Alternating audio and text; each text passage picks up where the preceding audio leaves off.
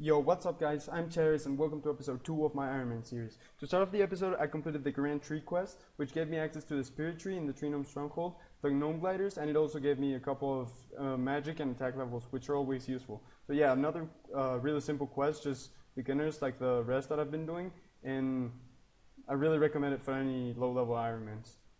As you guys probably already know, the museum is a must-do for low levels because it gives you 909 Slayer for just a couple of minutes of work.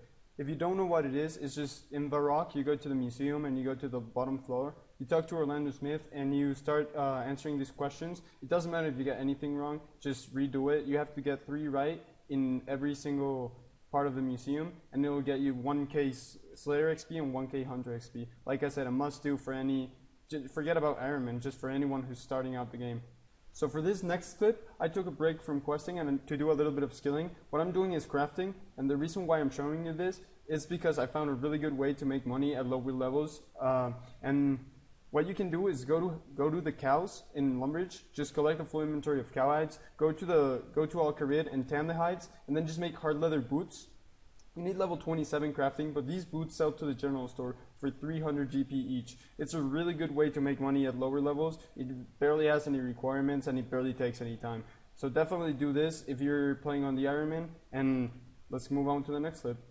So back to questing, I completed the Waterfall quest, which you probably all know about because it's well known for giving a bunch of combat experience. When Old School came out, a bunch of people were aiming towards this, and so was I when I started my Ironman. I finally completed it, and it got me 43 attack and 32 strength, along with a few quest points, which are always useful later on. So once more, I had to stop questing to do a little bit of skilling. I had to do woodcutting and get it up to level 36 to do the Lost City quest. You need level 36 woodcutting to chop the branches at the end of the quest. And the reason why I'm not showing every level is because if I did that, I'd already have over 300 clips to show, and that's not the point of the series. This is more progress and showing my goals being completed. So yeah, this is the level right here, and after this I'm going to go straight to doing the Lost City quest. So Lost City is another pretty straightforward quest. The only thing is you can't bring any combat items into Intrana, so you pretty much have to kill the boss bare-handed. It's not a very difficult boss, and what I did was bring 3 imp hides, which you can bring, and then just make a 1 once inside. The 1 is still pretty bad, and it did splash a lot. I'm not gonna lie, it took me a little bit to kill the boss, but at the end I did kill it, and I collected a couple of branches to make more than 1 Drumming Staff in case I lose them. And this is me completing the quest. Didn't get any levels or anything, so there's not much to say about that.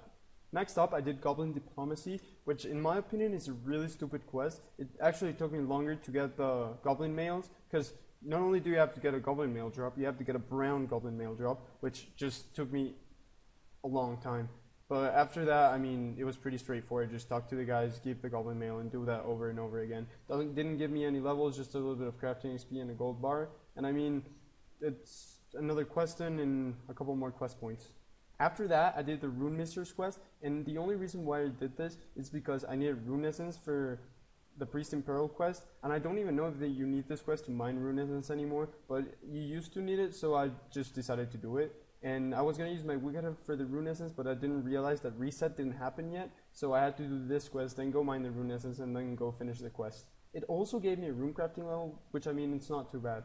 The next quest that I completed was the Blood Pact. This quest wasn't very hard, you just have to kill a couple people with really low HP, and it takes like 2 minutes to do. But after you finish the quest, even though the rewards aren't very good and you don't get very many quest points, you get really low tier weapons, which are still not the reason why I did this. But once you get into the dungeon, you find these spiders that drop spider silk, and it was my opportunity to upgrade my gear to spider silk instead of imp hide. So this is what I'm doing right now. I'm just killing these spiders, picking up the silk coat, and since I have the crafting level to do, I just made myself a whole set. So as you're gonna see here in a second, I actually didn't have the defense level to wear the armor, so what I did, I just went ahead to the next room and started killing rats until I got the level. I had level 15 defense and needed level 20, so only 5 levels. I mean, it wasn't too bad, and it didn't take too long. So there's the level 20 defense, and here's me wearing the armor.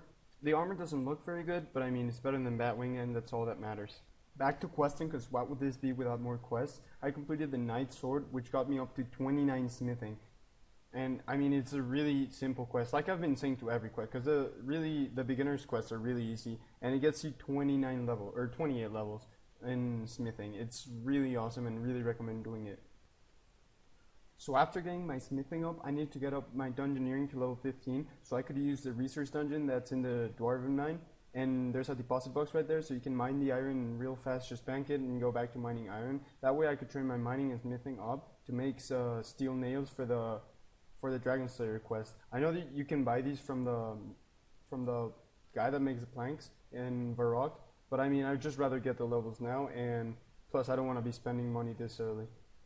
If you don't know what I meant by the research dungeon in the Dwarven Mine, this is it. This is where you mine the iron, and I'm just finishing a trip real quick. The research dungeon is right there next to the iron rocks. You can buy pickaxes here too. I just bought an Addy one and put it in the tool belt, so it just works as the highest one that you can use. So yeah, this is the last iron rock, and then you just go into the research dungeon, and the deposit box is right there.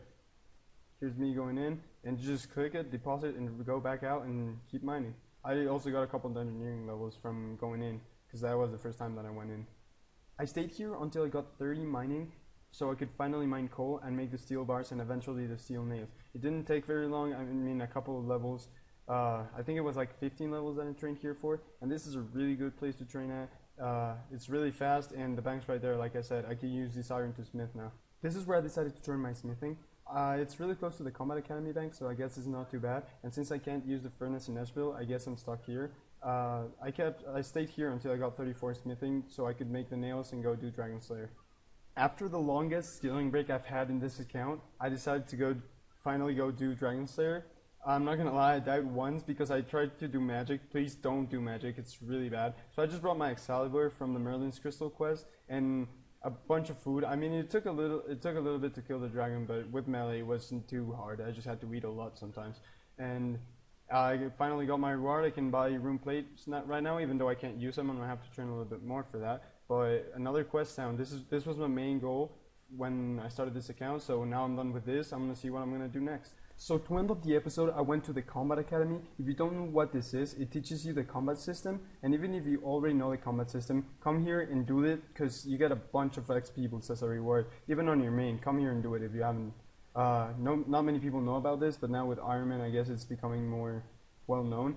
And I use my XP books on magic. I really don't recommend using them on magic. Use them either in Herblore, Summoning, or Prayer, because those are the hardest one to train. I just used it on magic because I was eager to level up my magic, and after a little bit I regret it. But I mean, I guess it's a free magic XP. I'm not gonna complain about that. So I guess that's it for episode 2 of my Ironman series. I hope you guys really enjoyed it. If you did, please leave a like and a comment. Let me know what you thought, and I hope I'll see you on the next episode. Bye.